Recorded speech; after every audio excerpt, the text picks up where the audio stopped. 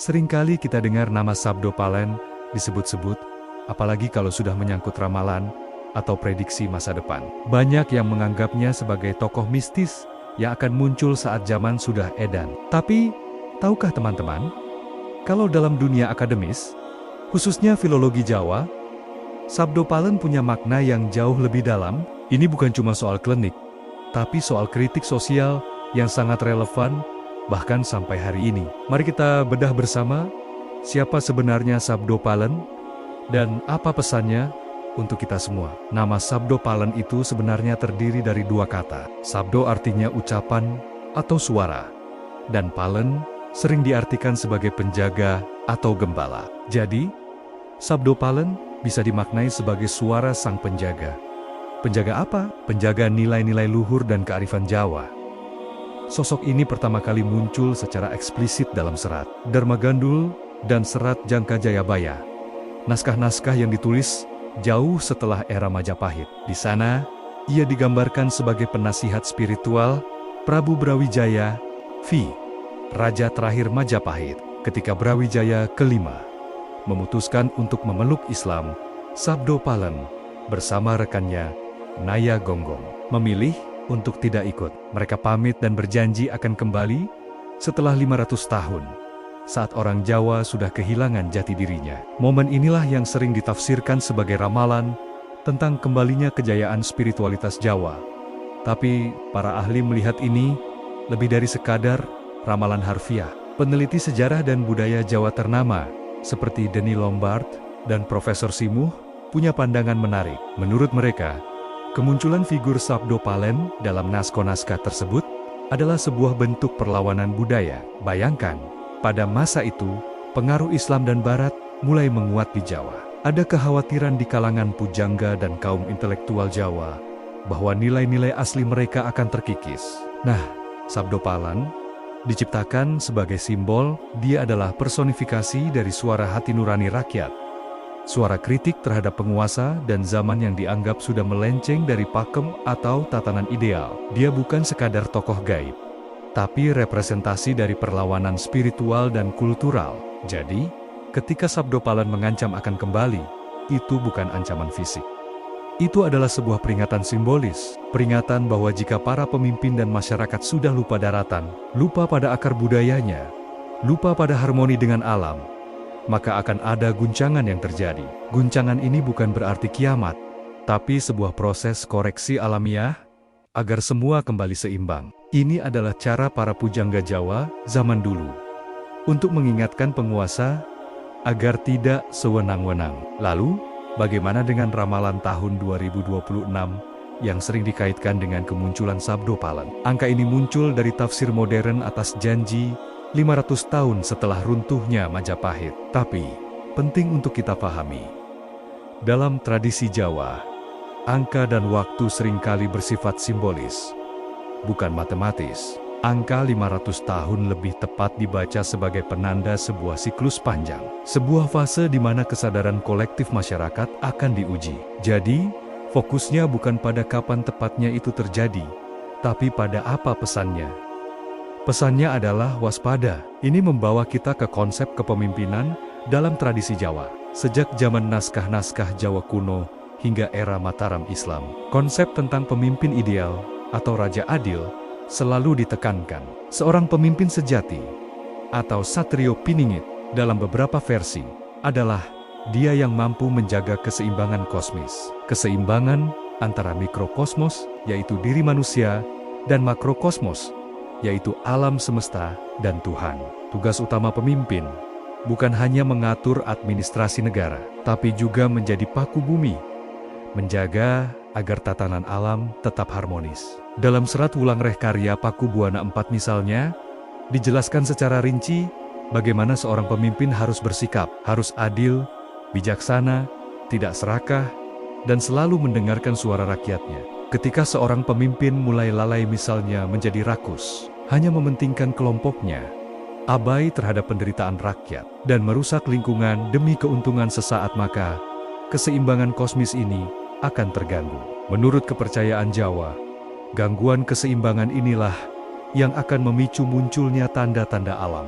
bencana alam seperti banjir, gunung meletus, gempa bumi, atau bahkan pagebluk dan wabah penyakit tidak dilihat sebagai kejadian acak. Semuanya adalah bagian dari sebuah sistem sebab akibat. Itu adalah cara alam semesta, atau bahkan Tuhan, untuk memberikan peringatan atau teguran, sebuah koreksi, agar manusia, khususnya para pemimpin, kembali ke jalan yang benar. Konsep ini mirip dengan karma dalam skala yang lebih luas, yaitu karma kolektif sebuah bangsa. Maka, ketika kita melihat kondisi hari ini, di mana banyak isu lingkungan, ketidakadilan sosial, dan krisis kepercayaan terhadap pemimpin, pesan dari Sabdo Palen menjadi sangat relevan. Sabdo Palen mengingatkan kita bahwa kekuasaan yang sejati bukanlah kekuasaan yang menindas, melainkan yang mengayomi. Pemimpin yang lalai pada akhirnya akan berhadapan dengan hukum alam, sebuah konsekuensi yang tidak bisa dihindari. Ini bukan untuk menakut-nakuti, tapi untuk mengajak kita berefleksi.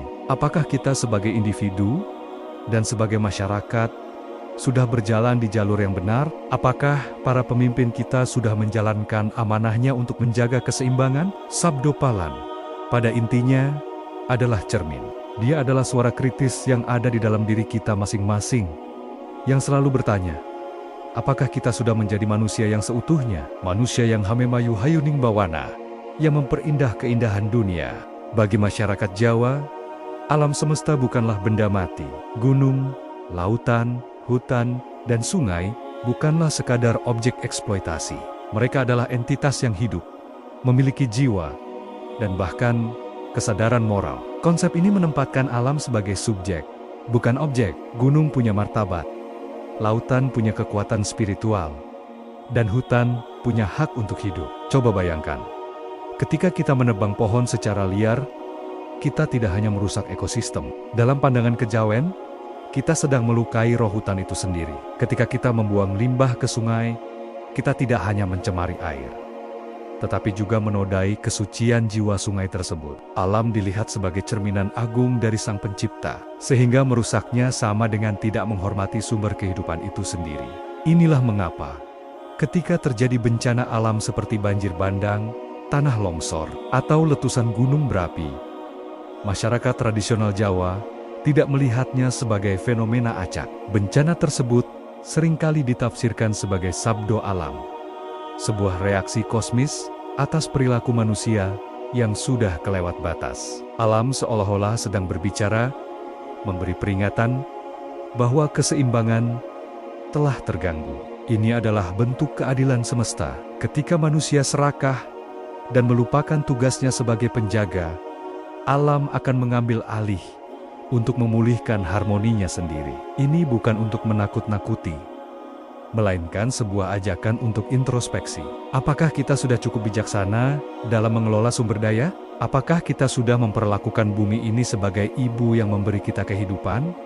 Atau sekadar sebagai gudang yang bisa kita kuras isinya sesuka hati? Sabdo alam adalah pengingat bahwa setiap tindakan kita terhadap lingkungan akan selalu ada konsekuensinya. Sekarang, mari kita hubungkan konsep ini dengan sebuah ramalan yang sedang ramai dibicarakan, yaitu tentang tahun ke-2026.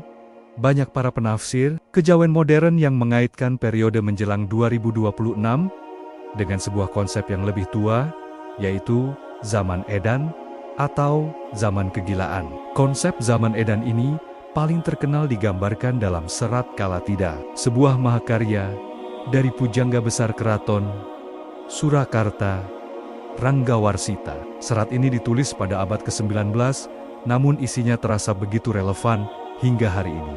Zaman edan digambarkan sebagai era di mana nilai-nilai moral jungkir balik. Yang benar dianggap salah, yang salah justru dipuja-puja, kebohongan merajalela, sementara kejujuran menjadi barang langka. Menurut Ranggawarsita, zaman edan ditandai oleh para pemimpin yang kehilangan wahyu atau legitimasi spiritual. Mereka memimpin bukan dengan kebijaksanaan dan welas asih, melainkan dengan nafsu kekuasaan dan keserakahan. Akibatnya, rakyat menjadi korban. Kebijakan yang dibuat tidak lagi berpihak pada kesejahteraan bersama, melainkan hanya untuk kepentingan segelintir elit. Keadilan menjadi tumpul ke atas, namun tajam ke bawah. Dalam era seperti ini, orang-orang baik dan jujur seringkali tersingkir. Mereka dianggap aneh, tidak bisa mengikuti arus kegilaan. Ada bait terkenal dari Serat Kalatida yang berbunyi, "Amenangi zaman edan, ewuh aya ing pambudi. Melu edan nora tahan, yentan melu ang lakoni, boya keduman melik, kaliren wekasani pun." Artinya, hidup di zaman edan serba salah. Mau ikut gila, hati nurani tak sanggup. Tapi kalau tidak ikut, kita tidak akan kebagian apa-apa, bahkan bisa kelaparan. Lalu, apa hubungannya dengan 2026 dan Sabdo Alam? Para spiritualis Jawa melihat bahwa kerusakan moral di zaman edan ini berjalan seiring dengan kerusakan alam. Ketika para pemimpin sudah tidak bijaksana, eksploitasi alam besar-besaran seringkali terjadi tanpa kendali. Hutan dibabat habis demi keuntungan sesaat, gunung dikeruk tanpa memikirkan dampaknya, dan lautan dicemari atas nama industri. Inilah momen di mana sabdo alam menjadi semakin keras terdengar. Bencana yang terjadi bukanlah lagi sekadar fenomena geologis, melainkan sebuah klimaks dari akumulasi kerusakan moral dan ekologis. Alam seolah-olah sedang menggugat para pemimpin dan masyarakat yang telah lupa pada sumpahnya untuk menjaga bumi.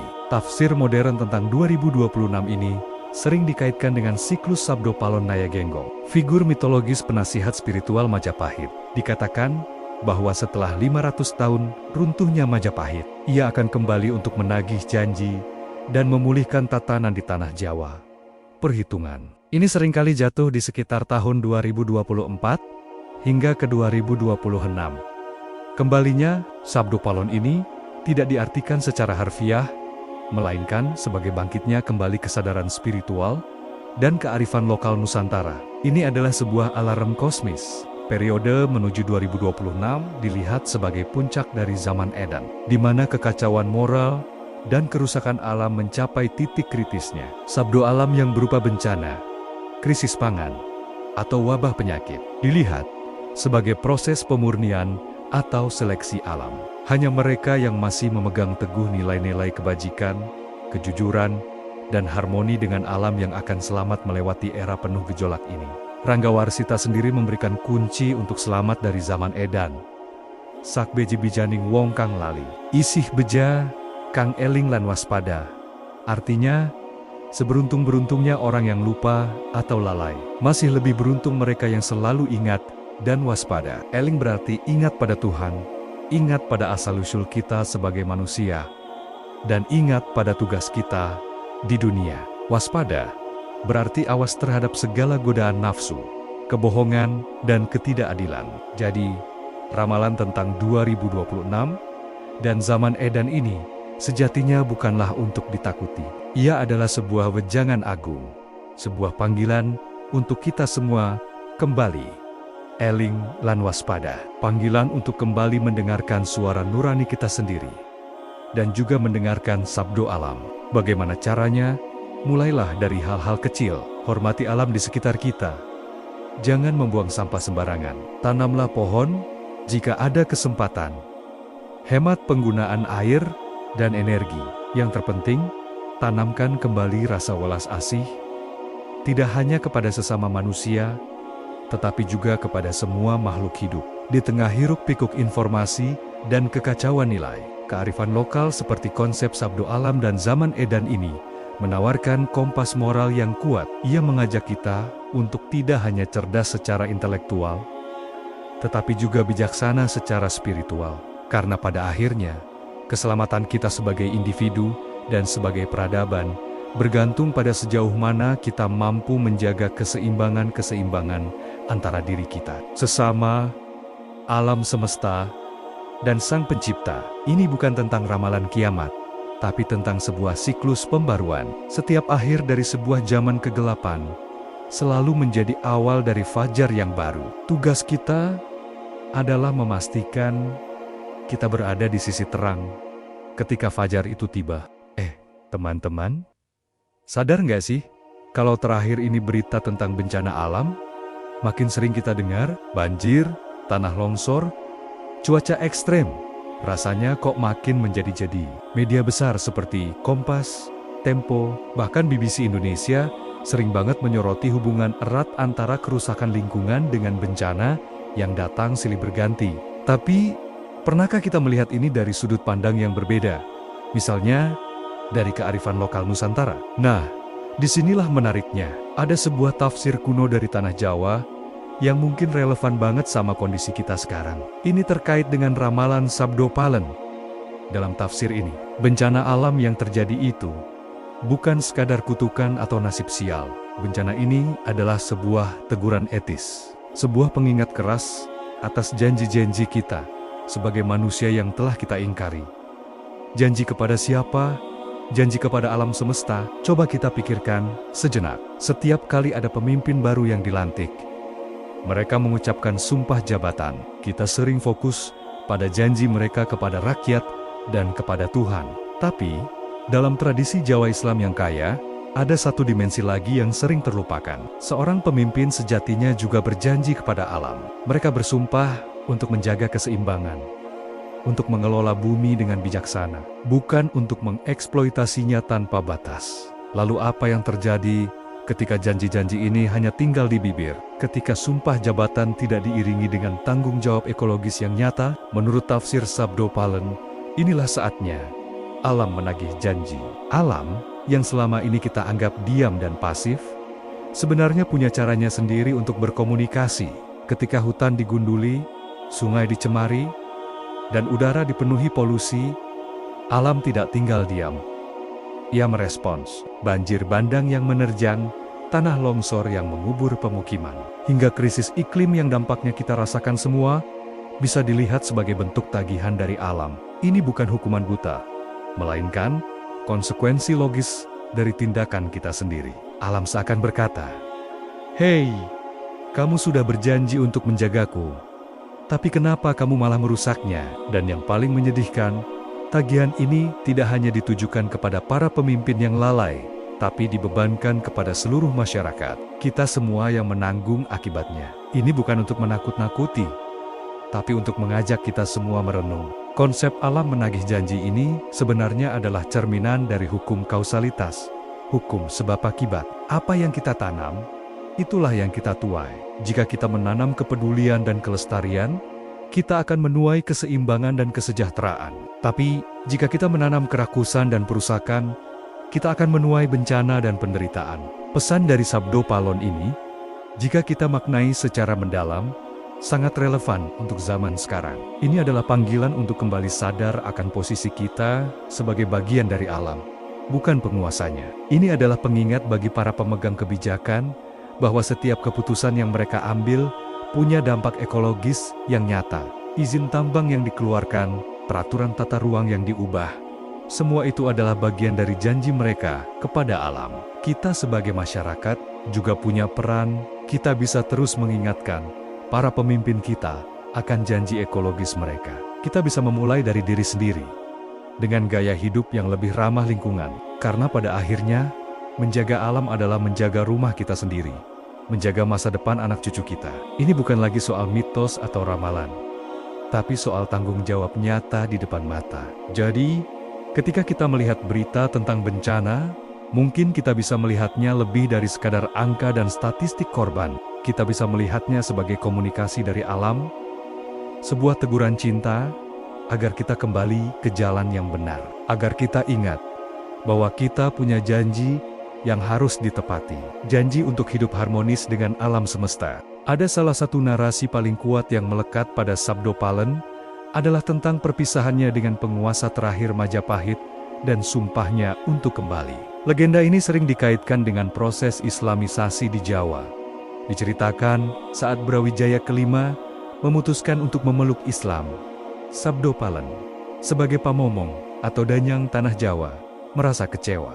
Ia menganggap keputusan itu sebagai tanda bahwa orang Jawa mulai meninggalkan keyakinan dan kearifan leluhurnya. Dalam serat Dharma Gandul, dialog perpisahan ini digambarkan dengan sangat dramatis. Sabdo Palen mengatakan bahwa ia akan menghilang atau moksa untuk sementara waktu, namun ia berjanji akan kembali setelah 500 tahun. Saat orang Jawa sudah lupa pada jati dirinya, ia akan datang untuk memulihkan kembali tatanan lama dan mengingatkan kembali orang Jawa pada akar budayanya. Momen kembalinya ini sering disebut sebagai era Goro-Goro, sebuah masa kekacauan besar yang akan menjadi penanda perubahan zaman. Tapi, penting untuk kita pahami, narasi ini harus dilihat dari berbagai sudut pandang. Para sejarawan dan budayawan sering mengingatkan kita untuk tidak menelan mentah-mentah legenda ini sebagai ramalan literal, alih-alih melihatnya sebagai prediksi masa depan yang pasti terjadi. Banyak ahli melihatnya sebagai sebuah metafora. Metafora tentang apa? Tentang konflik nilai. Kisah perginya Sabdo Palen bisa jadi adalah simbolisasi dari pergeseran budaya besar yang terjadi di Jawa pada masa itu. Bayangkan saja, sebuah peradaban besar seperti Majapahit yang sudah berakar ratusan tahun, tiba-tiba menghadapi gelombang perubahan nilai yang sangat masif. Tentu saja ada resistensi, ada ketegangan, dan ada perasaan kehilangan. Legenda Sabdo Palen menjadi semacam wadah untuk menuangkan semua kegelisahan kolektif itu. Ia menjadi simbol dari spirit lama Jawa yang merasa tersisih oleh spirit baru yang datang.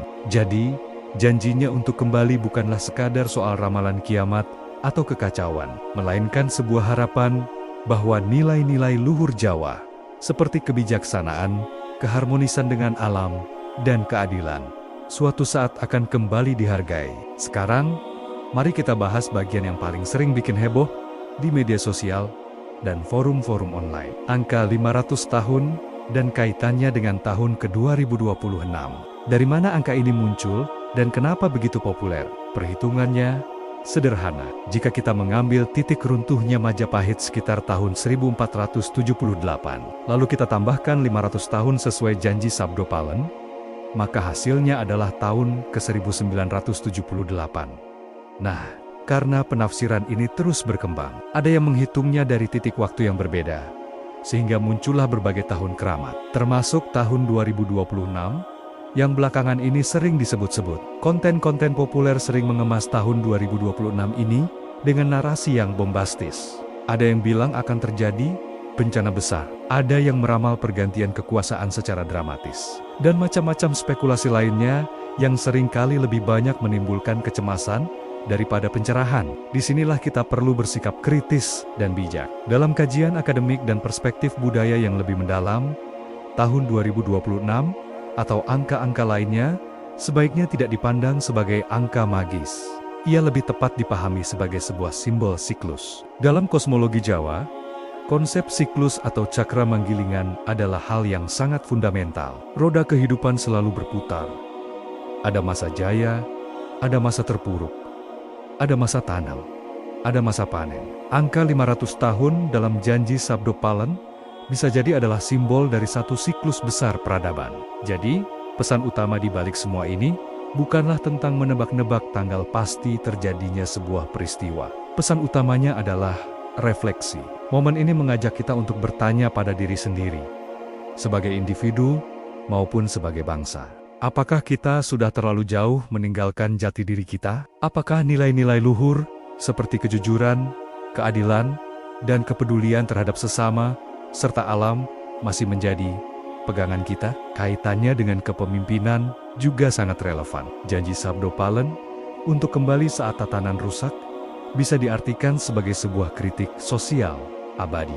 Ia mengingatkan para pemimpin di setiap zaman bahwa kekuasaan harus dijalankan dengan amanah, berpihak pada rakyat kecil, dan menjaga kelestarian alam. Jika seorang pemimpin sudah korup, sewenang-wenang, dan hanya mementingkan diri sendiri serta golongannya, maka itulah tanda-tanda rusaknya tatanan yang dimaksud dalam legenda. Goro-goro yang akan datang bukanlah bencana alam semata, tapi bisa jadi adalah krisis kepercayaan, konflik sosial, dan ketidakstabilan politik akibat dari kepemimpinan yang bobrok. Jadi, daripada kita cemas menanti tahun 2026, mungkin akan lebih bermanfaat jika kita menggunakan momentum ini untuk berkaca, sudah sejauh mana kita menjaga spirit Sabdo Palen dalam diri kita. Spirit untuk selalu menjunjung tinggi kebenaran, keadilan, dan harmoni. Spirit untuk tidak mudah tarembang-embing oleh perubahan zaman, hingga lupa pada akar kita sendiri. Legenda Sabdo Palen dengan segala misteri dan tafsirnya, pada akhirnya adalah sebuah cermin raksasa bagi peradaban kita. Ia bukan untuk ditakuti, tapi untuk direnungi. Ia adalah warisan leluhur yang luar biasa. Sebuah pengingat abadi agar kita tidak pernah kehilangan arah. Tidak peduli seberapa kencang angin perubahan menerpa, kembali ke jati diri bukan berarti menolak kemajuan atau menjadi anti-modernitas. Kembali ke jati diri berarti membangun masa depan di atas fondasi kearifan masa lalu. Itulah mungkin esensi sejati dari janji kembalinya Sabdo Palon. Bukan tentang sosok gaib yang akan muncul secara fisik, melainkan tentang bangkitnya kembali kesadaran kolektif bangsa ini akan nilai-nilai luhur yang pernah membuatnya besar. Dan kebangkitan itu tidak bergantung pada tahun tertentu, tapi bergantung pada kita semua di sini dan saat ini. Pernahkah kalian berpikir, kenapa bencana alam seperti banjir bandang atau tanah longsor sering terjadi belakangan ini? Orang-orang zaman dulu, terutama dalam tradisi Jawa, mungkin akan menghubungkannya dengan sebuah ramalan kuno, yaitu ramalan Sabdo Palon Naya Genggong. Tapi tunggu dulu, sebelum kita terlalu jauh ke dalam dunia mistis, mari kita coba lihat dari sudut pandang yang lebih membumi, yang sebenarnya jauh lebih relevan dengan kondisi kita saat ini. Dalam filsafat Jawa, ada satu konsep yang sangat mendasar. Alam semesta ini punya hukumnya sendiri. Hukum keseimbangan. Matahari terbit dari timur dan tenggelam di barat. Air selalu mengalir dari tempat tinggi ke tempat yang lebih rendah. Pohon menyerap air hujan dan menahannya di dalam tanah. Semua berjalan dengan harmonis, sesuai kodratnya. Alam tidak pernah lupa, tidak pernah lalai menjalankan tugasnya. Yang sering lalai, justru kita, manusia. Coba kita perhatikan sekeliling kita, tata ruang kota yang seringkali amburadul, mengabaikan daerah resapan air, hutan-hutan yang seharusnya jadi paru-paru dunia, dan benteng pertahanan dari erosi, justru ditebang habis untuk kepentingan sesaat. Sungai-sungai yang dulunya lebar dan dalam, kini menyempit dan dangkal karena dipenuhi sampah dan sedimen, atau bahkan tepiannya dibangun beton tanpa perhitungan. Ketika semua ini terjadi, apa konsekuensinya? Tentu saja, ketika hujan deras turun, air tidak punya tempat untuk meresap. Ia meluap begitu saja. Tanah di perbukitan yang gundul tidak lagi punya akar yang kuat untuk menahannya. Hasilnya, banjir dan longsor. Ini bukan kutukan mistis. Ini adalah hubungan sebab akibat yang sangat logis. Ini adalah cara alam merespons perlakuan kita. Nah, dalam kacamata budaya Jawa, konsekuensi logis inilah yang seringkali dibaca secara simbolik sebagai amarah atau peringatan dari Sabdo Palon. Jadi, ketika kita mendengar tentang Sabdo Palon, menagih janji, itu bukanlah tentang sosok gaib yang tiba-tiba muncul dan menghukum manusia. Itu adalah sebuah metafora. Sebuah cara leluhur kita untuk mengingatkan bahwa setiap perbuatan akan ada akibatnya. Jika kita merusak tatanan alam, maka alam akan bereaksi untuk mencari keseimbangannya kembali. Reaksi itulah yang kita sebut sebagai bencana. Sabdo Palon, dalam konteks ini, adalah personifikasi dari hukum alam itu sendiri. Dia adalah suara nurani semesta yang mengingatkan kita untuk tidak melanggar batas. Lalu, apa sebenarnya pesan utama dari ramalan Sabdo Palon ini? Banyak yang terjebak pada interpretasi literal, mencoba menebak-nebak siapa pemimpin yang akan datang, kapan tepatnya ramalan itu akan terjadi, atau bencana apa yang akan melanda. Tapi, jika kita gali lebih dalam, inti dari ramalan ini bukanlah tentang prediksi masa depan yang kaku. Esensinya jauh lebih bijaksana dari itu. Inti pesan Sabdo Palon adalah tentang kepemimpinan dan perilaku. Bukan hanya pemimpin negara dalam arti sempit, tapi juga kita semua sebagai pemimpin bagi diri kita sendiri dan lingkungan kita. Ramalan ini bukan bertanya, siapa pemimpin di tahun 2026 nanti. Pertanyaan yang sesungguhnya adalah, bagaimana sikap seorang pemimpin? Apakah ia seorang pemimpin yang adil, bijaksana, dan selaras dengan alam? Ataukah ia seorang pemimpin yang lalai, serakah, dan hanya mementingkan keuntungan jangka pendek? Jika seorang pemimpin dan masyarakatnya lalai, jika mereka terus-menerus merusak lingkungan, berlaku tidak adil, dan melupakan nilai-nilai luhur, maka alam akan berbicara. Banjir, kekeringan, wabah penyakit, krisis sosial, Semua itu adalah cara alam menunjukkan bahwa keseimbangan sedang terganggu.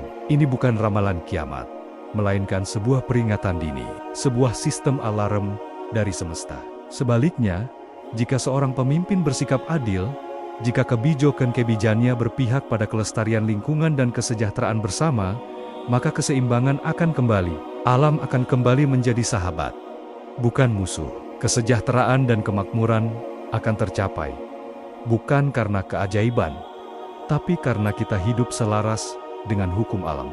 Pesan ini sungguh luar biasa relevan, bukan hanya untuk masyarakat Jawa, tapi untuk seluruh umat manusia di zaman ini. Coba kita lihat, kita sedang menghadapi krisis ekologis global, perubahan iklim, pemanasan global, kepunahan spesies, polusi plastik di lautan. Semua ini adalah bukti nyata bahwa kita, sebagai spesies dominan di planet ini, telah banyak lalai. Kita telah terlalu lama mengabaikan peringatan-peringatan kecil dari alam. Ramalan Sabdo Palon, jika kita maknai dengan bijak, adalah sebuah panggilan untuk introspeksi. Ia mengajak kita untuk kembali melihat hubungan kita dengan alam. Apakah kita sudah menjadi penjaga yang baik bagi bumi yang kita tinggali ini? Apakah kebijakan-kebijakan yang kita buat sudah mempertimbangkan dampaknya terhadap generasi mendatang? Jadi, ketimbang sibuk berdebat tentang kapan Sabdo Palon akan muncul, mungkin lebih baik kita fokus pada pesan moral di baliknya. Mari kita menjadi Sabdo Palon bagi diri kita sendiri. Menjadi suara hati nurani yang selalu mengingatkan untuk berbuat adil, menjaga keseimbangan, dan menghormati alam. Karena pada akhirnya, masa depan kita tidak ditentukan oleh ramalan kuno, melainkan oleh tindakan kita hari ini. Ramalan itu bukanlah takdir yang pasti terjadi, melainkan sebuah peta kemungkinan, sebuah peringatan agar kita tidak salah jalan. Jalan mana yang akan kita pilih? Jalan kelalaian yang berujung pada kerusakan, atau jalan kearifan yang menuju pada keharmonisan? Pilihan ada di tangan kita bersama. Warisan terbesar dari leluhur bukanlah ramalan yang menakutkan, melainkan kebijaksanaan untuk hidup selaras dengan semesta.